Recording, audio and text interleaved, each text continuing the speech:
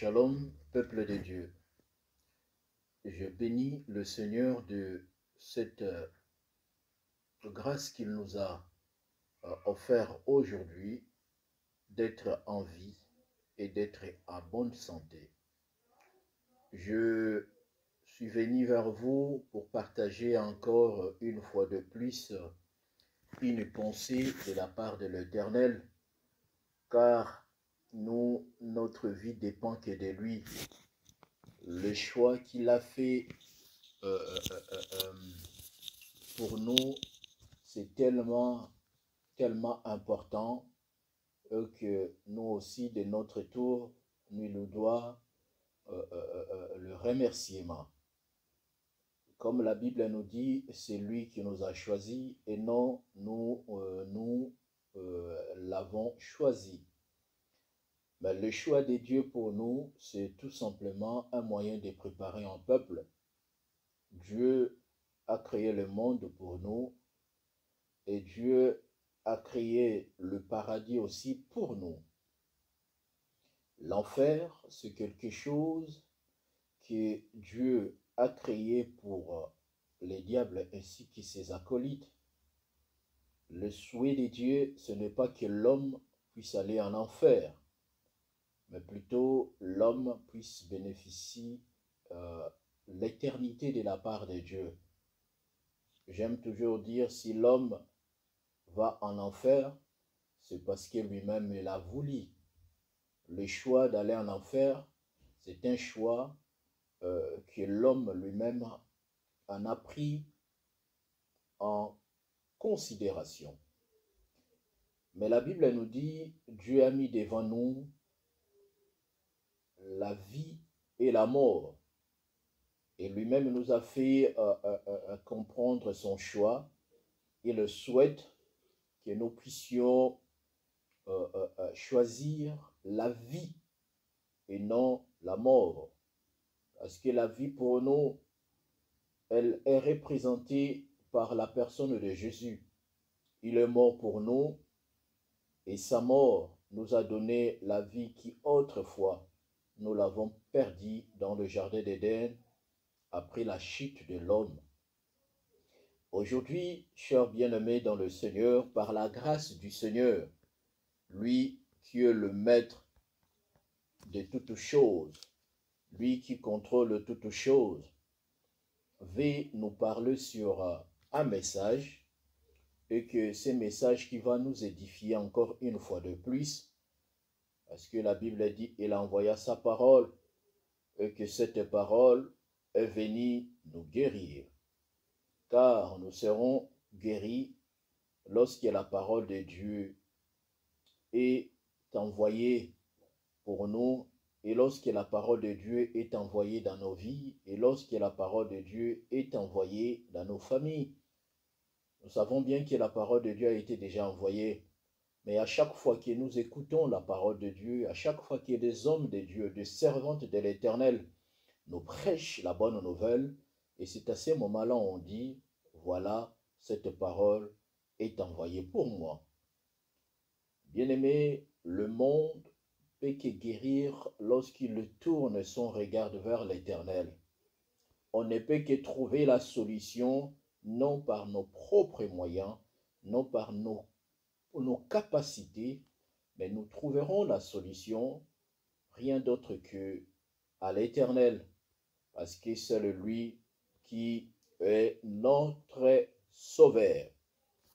C'est pour cela, bien-aimés, aujourd'hui, nous allons parler sur un thème, la jalousie. La jalousie, c'est un thème que Dieu, par sa grâce, a préparé pour nous, de passer un bon moment ensemble, de décortiquer la parole de Dieu, de comprendre quelle est la volonté du Seigneur. J'aime toujours dire, derrière chaque parole, il y a une pensée. Derrière une pensée cache toujours un désir. La Bible, c'est la pensée de Dieu. Mais dans la pensée de Dieu, il y a cache aussi un plan derrière ce que Dieu a dit. À travers la révélation de sa parole, c'est à ces moments-là, nous serons censés et capables de comprendre pourquoi le Seigneur a dit cela Pourquoi la Bible nous parle de cela?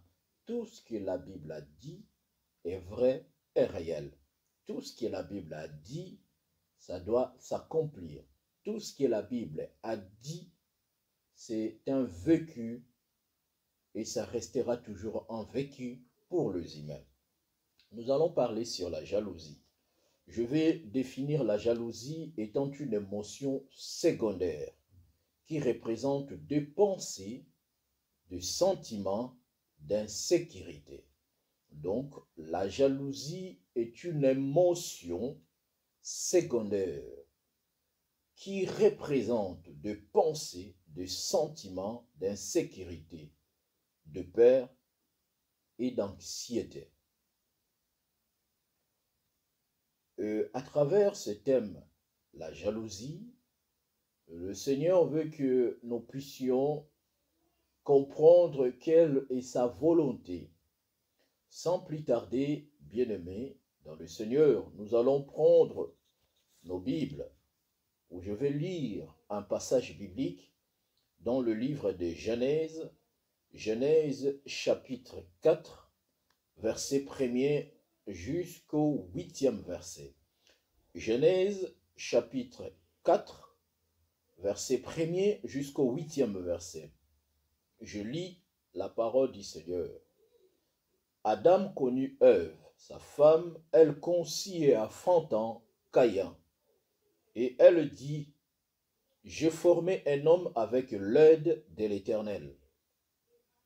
Elle enfantant encore son frère Abel. Abel fit berger et Caïn fit laboureur. Au bout de quelque temps, Caïn fit à l'Éternel une offrande de fruits de la terre. Et Abel, de son côté, en fit une de première-née de son troupeau et de leurs graisses. L'Éternel porta un regard favorable sur Abel et son offrande, mais il ne porta pas un regard favorable sur Caïn et sur son offrande. Caïn fit très irrité, son visage fut abattu. Et l'Éternel dit à Caïn, pourquoi es-tu irrité? Et pourquoi ton visage es-tu abattu? Certainement, si tu agis bien, tu relèveras ton visage. Et si tu agis mal, le péché se couche à la porte et ses désirs se portent vers toi. Mais toi, domine sur lui. Cependant, Caïn adressa la parole à son frère Abel. Mais comme ils étaient dans le champ, Caïn se jeta sur son frère et le tua. Parole du Seigneur. Bien-aimés, nous venons de lire un passage biblique et que ce passage biblique qui va nous permettre à développer la pensée de Dieu et à comprendre le message que le Seigneur a choisi pour nous. Selon le texte et selon la définition que j'ai dit, la jalousie aussi est un mélange d'émotions comme la colère, la tristesse, la frustration et les dégoûts. Lorsqu'une personne est jalouse, il doit afficher un certain nombre de comportements ou d'agissements, de frustration, de colère, tout simplement parce que quelque part la personne se sent moins dans la sécurité. Selon les textes, on lit, selon le texte que nous venons de lire, bien aimé, nous voyons une famille d'Adam et Ève. Et cette famille, ils ont enfanté deux jeunes garçons. Des jeunes garçons, un jour, ils ont trouvé bon de faire une offrande à l'Éternel. Parce qu'ils avaient trouvé bon en disant que non, notre reconnaissance vis-à-vis d'un Créateur, c'est d'aller lui faire une offrande. Ce n'était pas une orientation de leurs parents, mais c'est eux-mêmes qui ont trouvé bon en disant que nous voulons offrir à Dieu quelque chose. Nous savons bien que Caïn, selon le texte biblique, Caïn fut laboureur. Donc, son métier, ça constituait tout ce qui est de la terre. Mais par contre, Abel, la Bible nous dit, Abel, il était un berger. Nous savons bien, un berger, c'est celui qui prend soin des troupeaux. Un jour, le grand frère et son petit frère, ils ont dit, bon, nous allons faire une offrande à Dieu. Ce n'est pas Dieu qui leur a demandé. Mais selon ma pensée, j'en ai compris ceci. Lorsque leurs parents ont chuté, ils ne se sont même pas rendus compte.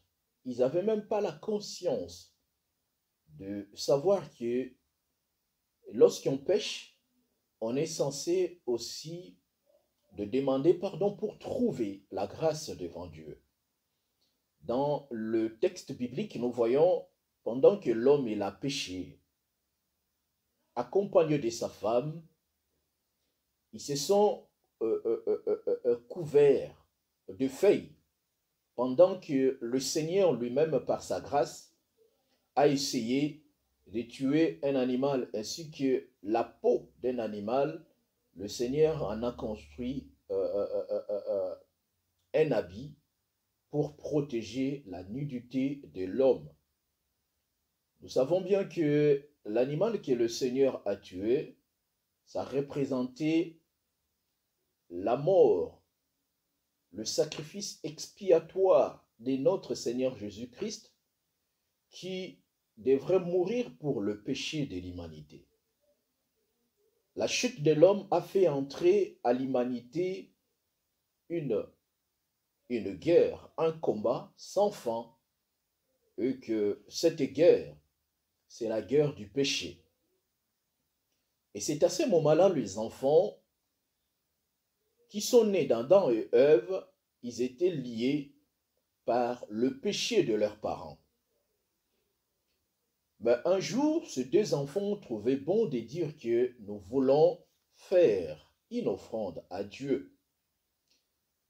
Pendant que j'analysais leurs gestes et leur volonté, je me suis dit que leur offrande, pour moi, était tout simplement un moyen d'implorer le pardon de leurs parents, le pardon des fautes de leurs parents, parce que eux-mêmes ne se sont pas rendus compte que lorsqu'on trébuche et lorsqu'on pêche, ce n'est que le pardon qui réconcilie l'homme avec son Dieu. Et le péché étant une malédiction pour les humains que nous sommes, ces enfants ont voulu changer, restaurer quelque chose qui était maudit pour eux, afin que la chose change en bénédiction. Ils ont fait cette offrande. La Bible nous dit, pendant leurs offrandes, le Seigneur n'a pas porté un regard favorable sur le grand frère qui est Caïn et son offrande, mais plutôt il a porté un regard favorable sur Abel et son offrande. Et parlant, j'aimerais tout simplement nous dire ceci, étant qu'enfants de Dieu, aujourd'hui nous avons tendance à changer, à inverser des choses. Pendant longtemps, j'étais en train de réfléchir, d'analyser le regard de Dieu ainsi que le regard des hommes. Selon ces textes, le regard de Dieu à ce qui concerne l'offrande, c'était basé par la personne elle-même d'abord.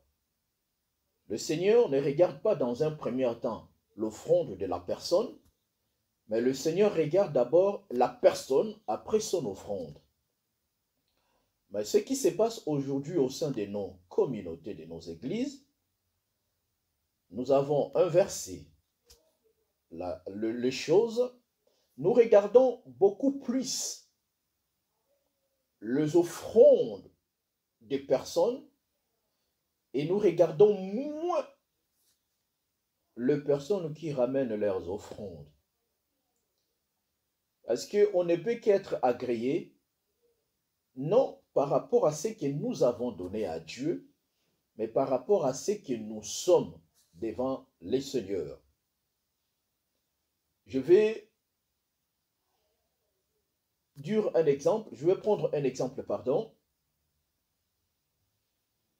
Lorsque le Seigneur a accepté l'offrande d'Abel, je me mets à la place de notre Dieu afin que nous puissions avoir une bonne compréhension.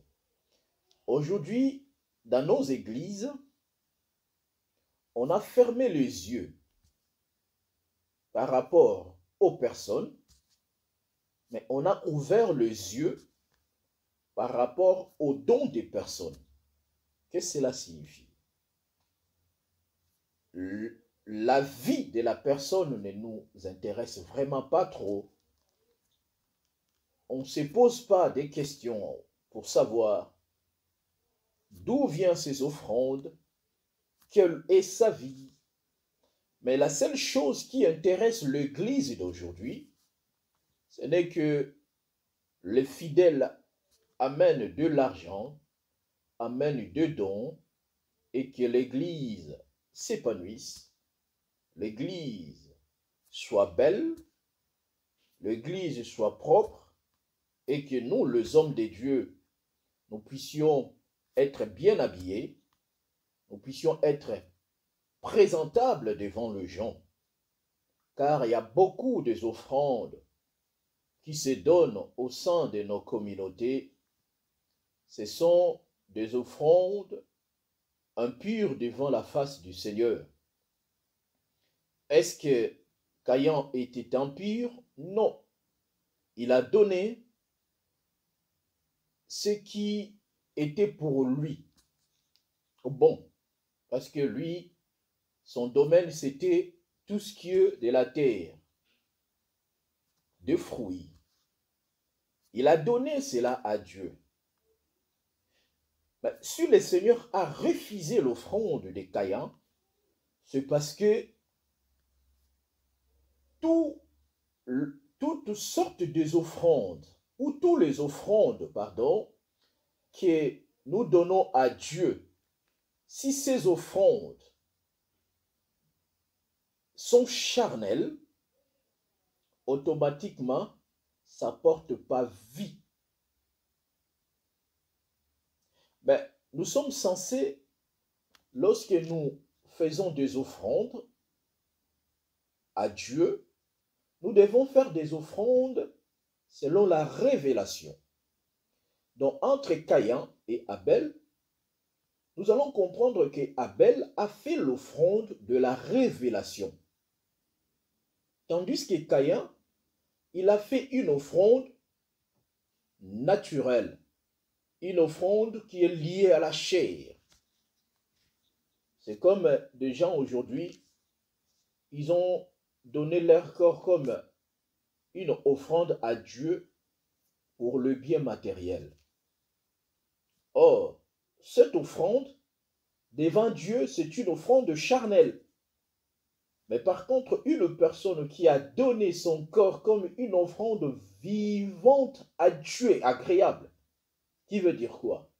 Une personne a changé son mode de vie, ne veut pas vivre comme le gens charnel, mais plutôt vivre comme une personne spirituelle. Automatiquement, la personne sera agréée devant Dieu et que son offrande aussi va être agréée. Dieu n'a pas regardé premièrement l'offrande d'Abel ou de Caïn, mais il a commencé à regarder les personnes. C'était Caïn et Abel. Pour dire quoi? Lorsqu'on est pur devant Dieu et lorsqu'on marche dans l'intégrité de la face de Dieu, ce qui compte, c'est notre manière d'être, la manière dont nous avons donné notre corps comme une offrande vivante, agréable à Dieu. Et cette offrande fera de sorte que tous les gestes que nous pouvons faire au sein de nos communautés, amener des dons, de l'argent, des dons pour aider des personnes en difficulté, ça va être agréé devant Dieu et ça va aussi être agréé devant les hommes. Mais ce qui se passe aujourd'hui, il y a beaucoup de personnes qui sont agréées devant les hommes. Quand je parle des hommes, je vois tout ce qui est ministère. Ceux qui se disent au sein de nos églises, vraiment j'apprécie tel sœur et j'apprécie tel frère parce qu'il est ponctuel, parce qu'il est régulier, parce qu'il fait ou il donne ses offrandes chaque fin du mois. On se contente de ce que les gens donnent pour le bien de l'œuvre de Dieu, comme aussi pour le bien des hommes de Dieu. Mais on se contente moins de la vie de ces gens-là. Vous allez trouver une personne qui sa conduite n'est pas bonne dans une église, mais on se contente de ses dons, parce que nous disons, comme c'est lui qui soutient l'œuvre de Dieu, parce que chaque fin du mois, nous avons sa contribution et nous ne pouvons pas lui dire ce qu'il le fait est mal. Nous avons fermé les yeux sur la personne, mais nous avons ouvert les yeux sur les offrandes de la personne.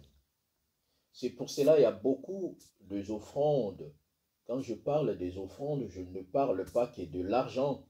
Je ne parle de tout don qui peut bénéficier dans l'œuvre et qui peut aussi rendre gloire à Dieu. Parce que nous-mêmes, nous sommes une offrande pour Dieu. Et le Seigneur a agréé d'abord Abel et son offrande. Pourquoi? Parce que l'offrande qu'a fait Abel, c'était une offrande de la révélation. Pourquoi? Pendant que Abel tuait un animal, automatiquement Dieu s'est retrouvé en Abel. Pour dire quoi? Pour dire que ce n'est que le sacrifice des animaux dans le temps ancien qui peut permettre aux humains d'être sous la miséricorde de Dieu. Parce que depuis Genèse jusqu'à Malachie, ce qui veut dire dans le temps ancien, dans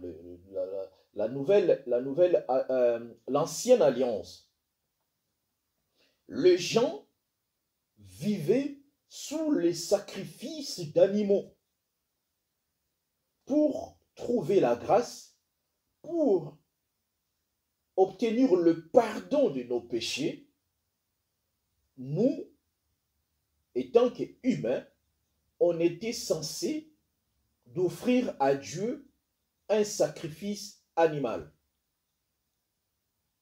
Tout sacrifice animal avait comme symbole la mort de la personne de Jésus. C'est pour cela, un jour, lorsque le bien-aimé Jean-Baptiste a vu Jésus, pendant que les gens voyaient un homme, mais Jean-Baptiste voyait un animal. Et lorsque Jésus approchait vers lui pour être baptisé, il a dit, voici l'agneau. Pourquoi? Parce que Jean-Baptiste avait la révélation de la personne qui était devant lui. Oh, bien-aimés dans le Seigneur, j'aimerais tout simplement dire aux enfants de Dieu, le fait d'être ponctuel à l'église, ça fait partie aussi d'une offrande. Le fait d'être engagé, ça fait aussi partie d'une offrande. Le fait de soutenir l'œuvre de Dieu, ça fait aussi partie. Le fait d'accompagner le messager de Dieu afin que le message arrive à la destination, ça fait aussi partie d'une offrande. Mais la chose la plus importante dans nos vies, tous ces sacrifices que nous faisons pour l'œuvre de Dieu, il faut que ces sacrifices soient agréables. Pour que le sacrifice soit agréable, nous devons être premièrement nous-mêmes agréables à Dieu. Et lorsque nous-mêmes nous sommes agréables à Dieu, c'est à ces moments-là, le Seigneur, par sa grâce, va agréer nos gestes, tout ce que nous faisons pour lui. Selon le texte de Genèse, tout a commencé par l'offrande. Et lorsque Dieu a agréé l'offrande de son petit frère, le grand frère n'était pas content.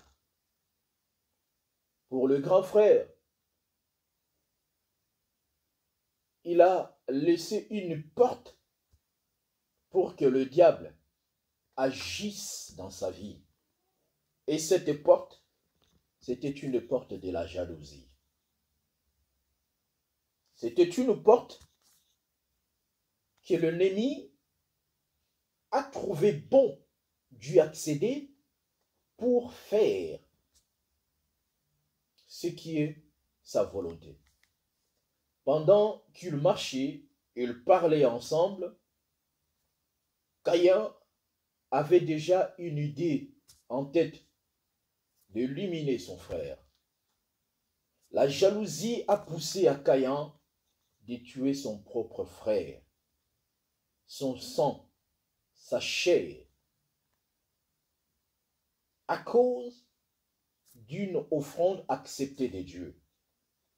J'aimerais tout simplement dire aux enfants de Dieu, ce n'est pas l'homme qui accepte nos offrandes, mais c'est plutôt Dieu qui l'accepte. Nous pouvons être dans une même église. Nous pouvons aussi être dans une même famille biologique, mais nous sommes censés de savoir que chacun de nous a son jour et chacun de nous a son destin. On peut être des jumeaux ou on peut être des jumelles, mais nous n'avons pas le même destin. Le Seigneur, par sa grâce, veut que nous, étant que son peuple, nous ne puissions pas ouvrir une porte vers la jalousie. Et lorsque la jalousie entre, et la jalousie nous pousse à agir et à faire des choses que demain, on peut regretter. Caïn a tué son frère, pourquoi? Parce que Dieu a accepté l'offrande de son frère et non pas son offrande. Il y a beaucoup de chrétiens aujourd'hui. On s'est dit, c'est mon frère dans le Seigneur. On s'est dit, c'est ma sœur dans le Seigneur. Mais nous avons du mal à accepter la bénédiction de Dieu dans la vie des autres. Et lorsqu'on voit tel frère, telle sœur a été visité par Dieu, automatiquement, nous affichons de gestes la crise de la jalousie qui se manifeste à nous en commençant à dénigrer nos frères, en commençant à parler du mal de ma sœur. Une chose que nous oublions, nous pouvons assister à une prière. Nous pouvons assister à un enseignement, à une formation biblique. Mais Dieu ne nous bénit pas tous en même temps. Dieu ne nous visite pas tous en même temps. Car dans le calendrier de Dieu, chacun a son jour, chacun a son heure. La bénédiction de tel frère va me permettre à glorifier le Seigneur en disant que c'est son jour. Mais ce n'est pas ça ce qui se passe souvent dans nos églises. Lorsque je vois une personne élevée, pour nous, on va commencer à dire le mal de ses frères en disant que lui, je ne pense pas que ça vient de Dieu. Je ne pense pas que le Seigneur l'a béni. Tout simplement parce qu'on est jaloux. On est jaloux de la bénédiction des autres. Nous sommes jaloux de l'évolution des autres. Et ce qui fait de sorte que le cœur de l'homme est devenu meurtrier, afin que nous affichions des choses, des comportements qui tuent d'autres personnes. Car il y en a beaucoup de personnes qui sont déjà mortes spirituellement, que physique. Lorsque je parle le mal de mes frères ou de mes sœurs, automatiquement devant moi, je suis en train de le tuer. Caïn s'est jeté sur son frère et le tua. Pourquoi? Parce que Dieu a accepté son offrande. Combien de personnes que toi tu as tuées spirituellement parce que Dieu les a exaucées et pas toi? Combien de bien-aimés devant toi n'existent plus à cause de la visitation de Dieu? Laisse-moi nous dire, bien-aimés dans le Seigneur, nous devons être joyeux. Joyeux pour les autres aussi. Nous devons être joyeux par la grâce de Dieu et que cette grâce, le Seigneur nous a offert de voir évoluer nos bien-aimés. Et c'est à ce moment-là, par cette option, que le Seigneur fera de sorte que le jour où il a destiné pour nous arrive, ça permettra aussi à d'autres personnes de lui glorifier. Ça permettra aussi à d'autres personnes de lui rendre gloire. C'est pour cela, bien-aimé dans le Seigneur, il faut se réjouir de la bénédiction des autres. Il faut aussi glorifier Dieu lorsque tu vois un bien-aimé à côté de toi a été visité par Dieu. Mais regarde l'attitude des Caïns, car nous avons beaucoup de Caïns aujourd'hui dans nos familles. Nous avons beaucoup de Caïns aujourd'hui dans l'œuvre de Dieu. Nous avons aussi beaucoup de Caïns dans la société. Vous allez voir que dans la société, vous vous retrouvez avec 4 personnes, une personne que Dieu a fait grâce, a eu une promotion. Les 3 autres, ils vont commencer à dire si elle a eu cette promotion, parce que, nous commençons à faire des idées jusqu'à tel point disant si elle a eu cette promotion, c'est peut-être elle est devenue la maîtresse du directeur, elle est devenue ceci et cela.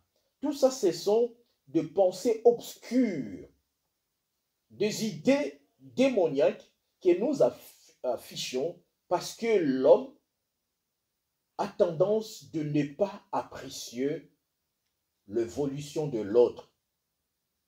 Et c'est pour cela que j'en profite à dire, surtout nous, le peuple congolais, nous avons un comportement beaucoup plus seul des Caïns parce que nous n'aimons pas la bénédiction des autres, lorsqu'une personne a été visitée par Dieu, ça suscite toujours des problèmes.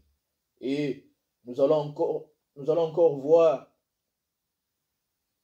que d'autres personnes vont s'organiser, vont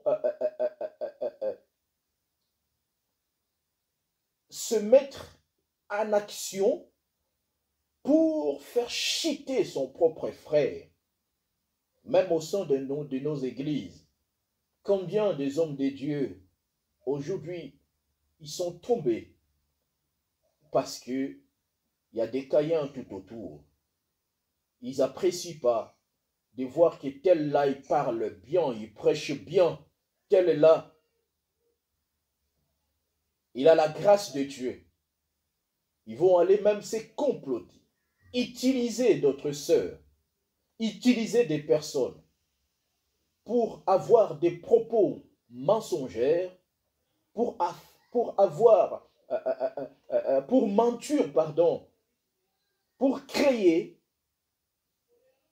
des choses qui vont dénigrer son frère. Car nous avons le Caïn aujourd'hui, et ce qui fait de sorte que notre beau pays piétine encore, n'avance plus, parce que tout autour de nous, nous avons des Caïns. Vous allez voir une sœur qui sourit de la nouvelle que tu l'as donnée. Regarde, Dieu m'a visité, regarde, Dieu m'a béni, j'ai un homme, j'ai une femme, on se prépare pour telle chose.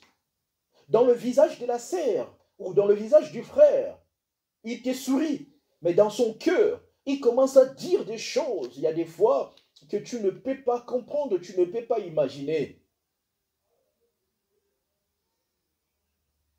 La jalousie.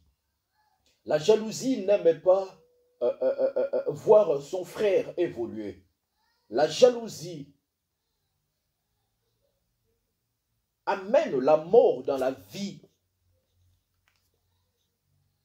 de gens. Et bien aimé, pour continuer le message, je vais parler, le premier point, les conséquences de la jalousie. Car la jalousie a ses conséquences. Et ces conséquences amènent l'homme à vivre sous la malédiction. Selon Genèse 4, nous voyons, après avoir tué son frère, Dieu a maudit Caïn. Ça, c'est les conséquences de la jalousie. Sur le plan physique, nous voyons aussi, il y a beaucoup de femmes, à cause de la crise de la jalousie, ils ont détruit leur vie, leur foyer. À cause de la jalousie, ils ont détruit une maison qu'ils ont fondée depuis longtemps avec son mari. Et cette maison, c'est le bonheur. Cette maison, c'est la joie. Cette maison, c'est la tranquillité. Les conséquences de la jalousie. La jalousie, elle est meurtrie. Car nous avons vu des gens tués physiquement à cause de la jalousie. Un homme qui ne veut pas voir son ex entre les mains d'une autre personne, et il a affiché cette crise de la jalousie jusqu'à aller tuer son ex. Nous voyons aussi entre des amis, à cause de la jalousie, ils se sont complotés pour tuer son frère, pour tuer sa sœur. Et la jalousie, comme conséquence, parfois elle nous met en colère dangereuse. Pourquoi?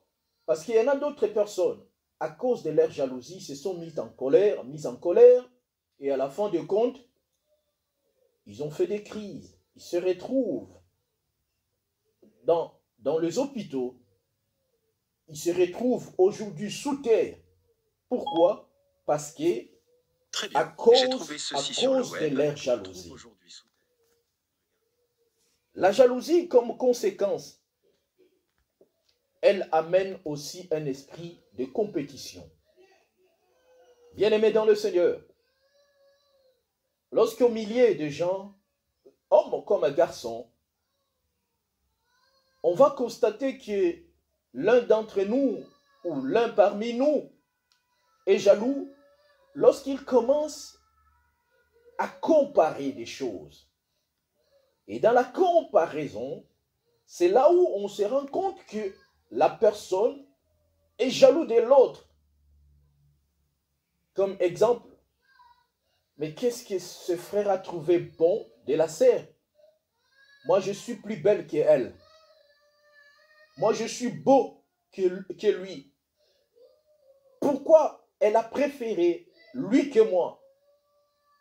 Bien-aimés dans le Seigneur, nous ne pouvons pas vivre dans la comparaison parce que nous ne sommes pas pareils. Nous ne sommes pas pareils. Nous ne pouvons pas se comparer aux autres parce que chacun de nous a sa façon d'être et chacun de nous est celui qu'il est. Je ne peux pas me comparer à tel frère parce que je ne suis pas le frère Abraham. Je ne peux pas me comparer à telle sœur parce que je ne suis pas la sœur Sophie. On peut vivre avec la sœur Sophie, je peux vivre avec le bien-aimé Abraham, mais je ne suis pas le frère Abraham, je ne suis pas la sœur Sophie. Et lorsque je commence à me comparer avec le frère Abraham, la sœur Sophie, ce sont les symptômes de la jalousie.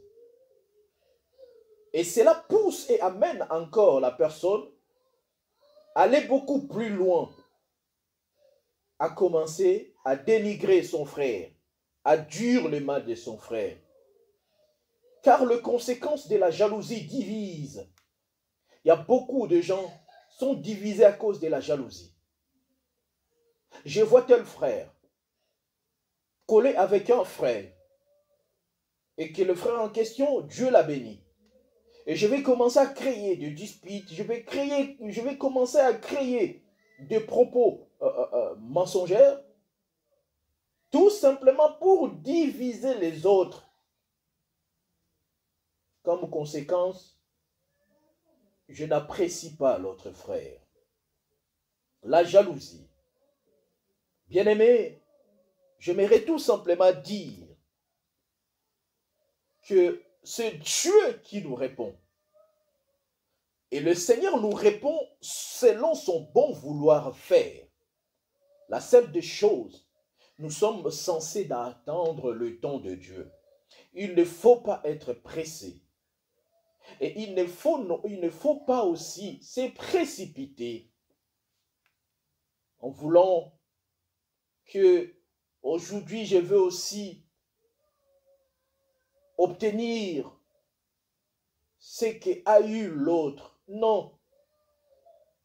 Ce n'est pas l'homme qui répond à l'homme, mais c'est plutôt Dieu qui nous répond. Et lorsque Dieu nous répond, il nous répond selon son temps et selon le moment voulu de Dieu. Il y a beaucoup de familles qui sont brisées à cause de la jalousie. À cause de la jalousie. Les conséquences de la jalousie a fait de sorte que d'autres enfants sont devenus malheureux. Pourquoi? Parce que un de leurs membres dans la famille n'apprécie pas de voir celui-là avancer au travail. Il est parti faire une alliance dans le monde des ténèbres pour bloquer son frère ou sa sœur, pour détruire le bonheur de son frère ou de sa sœur. Tout ça, c'est à cause de la jalousie. La jalousie n'avance pas les choses. Et la jalousie aussi ne peut pas avancer des choses. Mais par contre, la jalousie détruit des choses que nous avons déjà construites. Et les conséquences de la jalousie nous amènent à vivre les symptômes de la jalousie. Et dans les symptômes de la jalousie, nous avons le petit point, les critiques.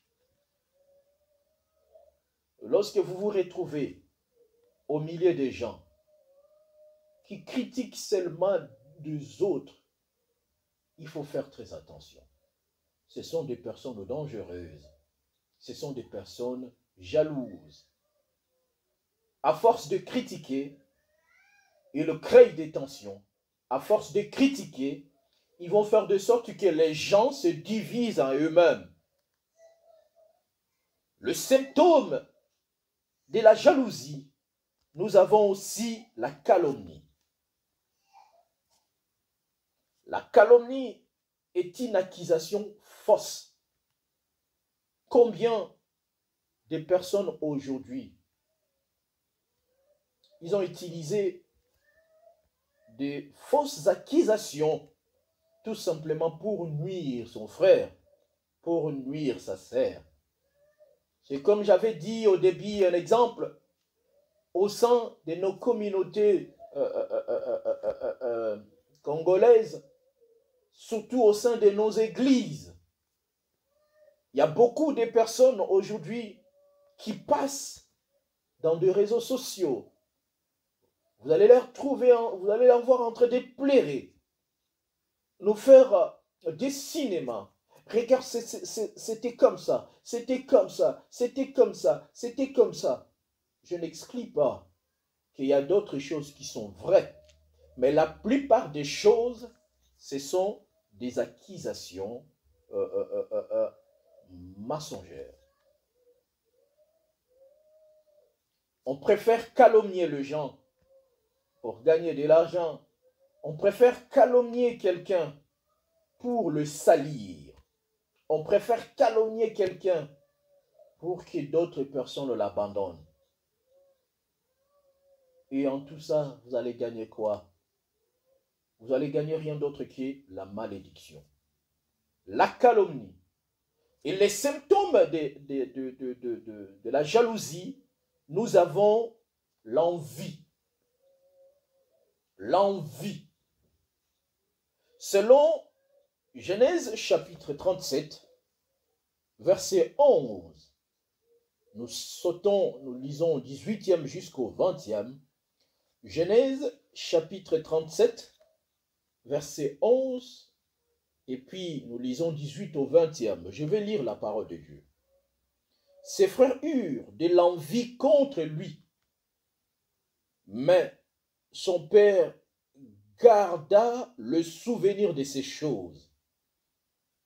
Ils les virent de loin, et avant qu'il fît près d'eux, ils complotèrent, de le faire mourir. Ils se dirent l'un à l'autre, voici le faiseur des songes qui arrive. Venez maintenant, tuons-le, et jetons-le dans une citerne. Nous dirons qu'une bête féroce l'a dévoré, et nous verrons ce qui deviendra ces songes. Parole du Seigneur.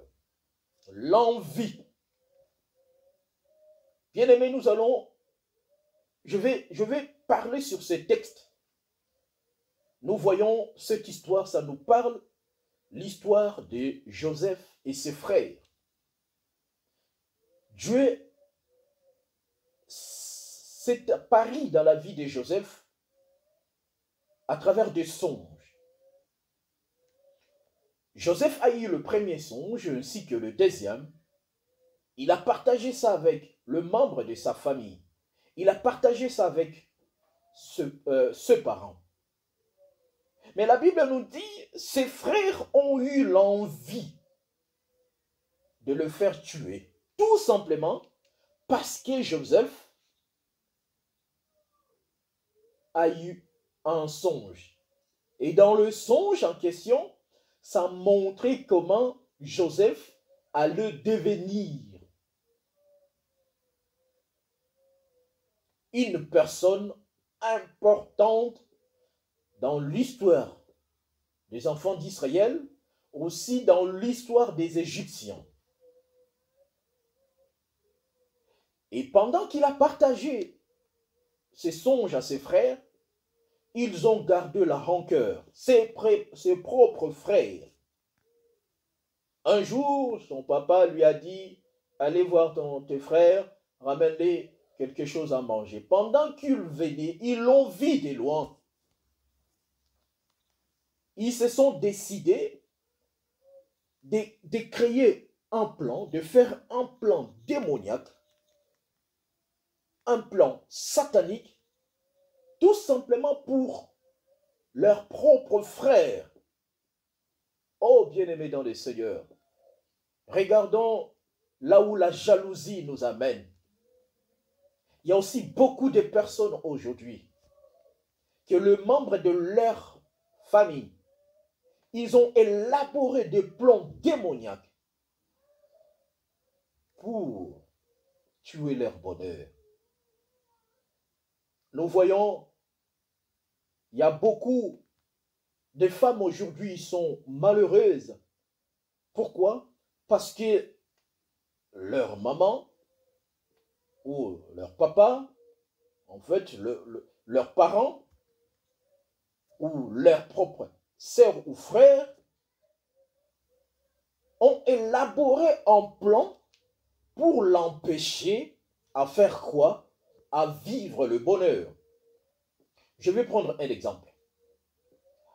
Et cet exemple qui va aussi nous édifier, qu'il y avait une maman qui a dit à sa fille, à l'époque, que tu es censé de ne pas yakosangisa dossier nayo avec ton mari. Pourquoi? Parce que tu vas perdre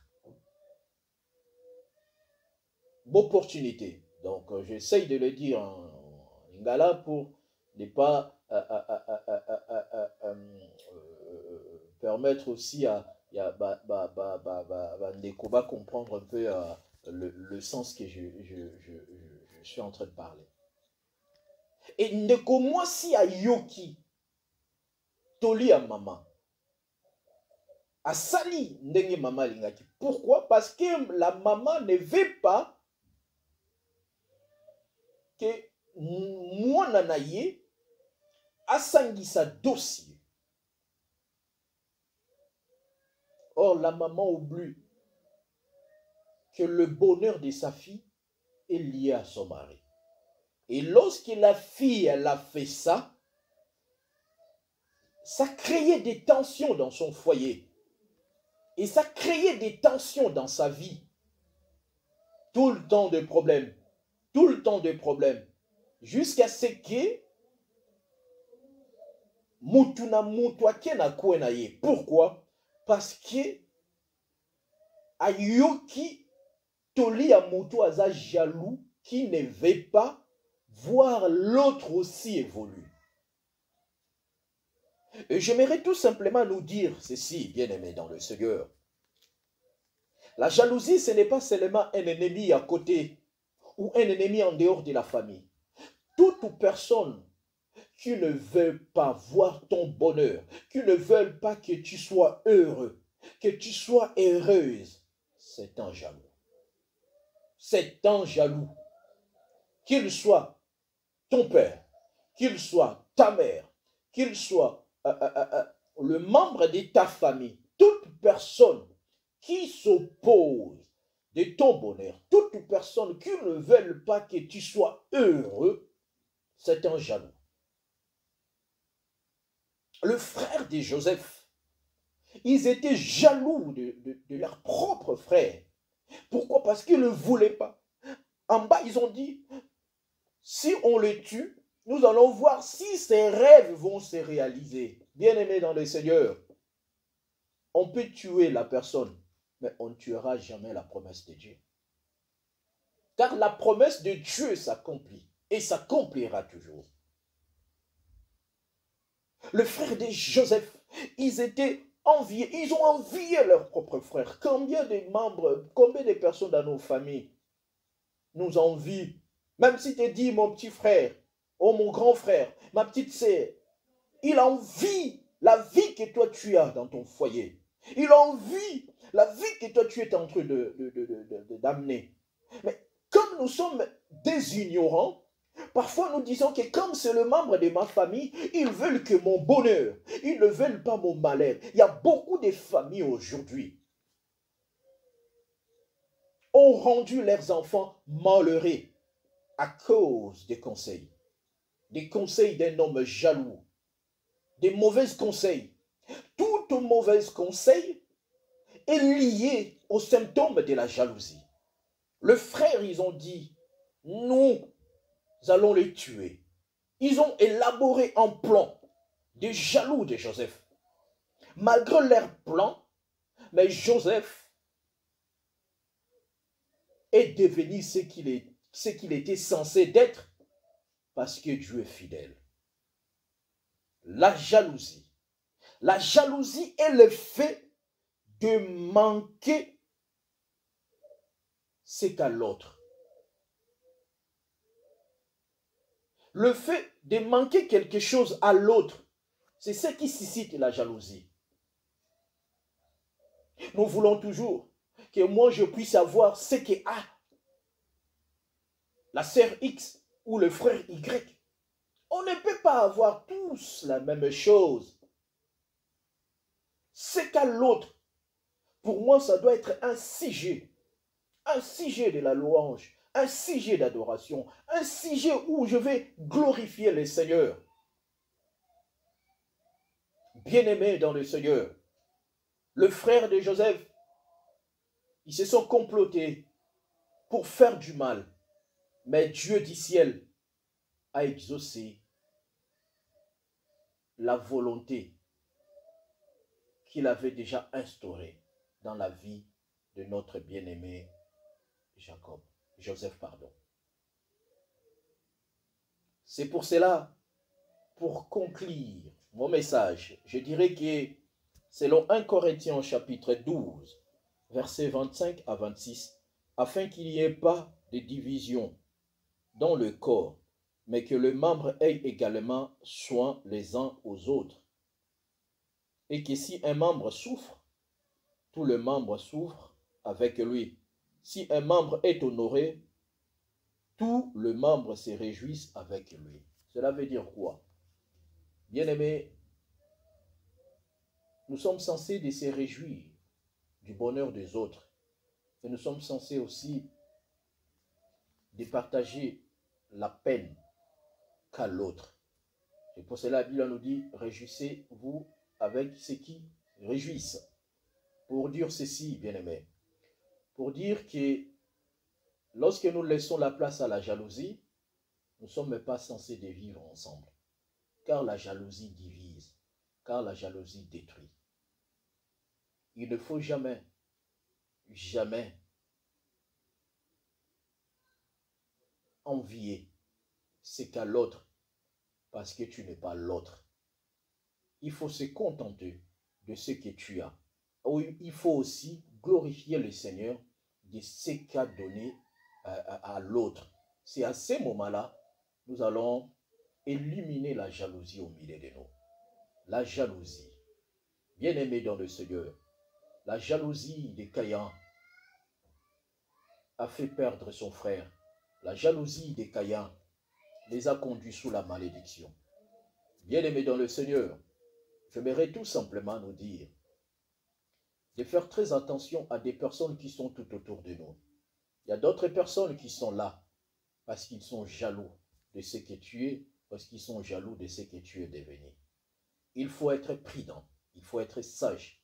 Lorsque nous voyons, nous constatons des symptômes de la jalousie vis-à-vis de personnes qui sont tout autour de nous, bien-aimés, prenez des décisions. Sinon, tu risqueras de mourir comme Abel. Et qui l'a tué? C'est son frère. Il y a des familles, beaucoup de familles, qui ont tué leurs propres enfants. Qui veut dire quoi? Je ne parle pas de la mort physique, mais à cause de la jalousie. Ils ont mis des mauvais conseils à cause de la jalousie. Ils sont allés même aller voir des féticheurs pour jeter un sort, pour détruire la vie, car la jalousie est très très très dangereuse. À cause de la jalousie, Dieu s'est séparé du diable. Bien-aimé, j'aimerais tout simplement nous dire, lorsqu'on est entouré de jaloux tout autour de nous, séparez-vous. Pourquoi? Parce que quand les jaloux sont tout autour de nous, c'est les problèmes qui sillonnent. Et quand il y a les problèmes, automatiquement il y a la chute. C'était juste une pensée que Dieu m'a mis à cœur de partager avec nous. Que le Seigneur bénisse sa parole et que le Seigneur nous bénisse. Donc, je nous dis à la prochaine. Que la paix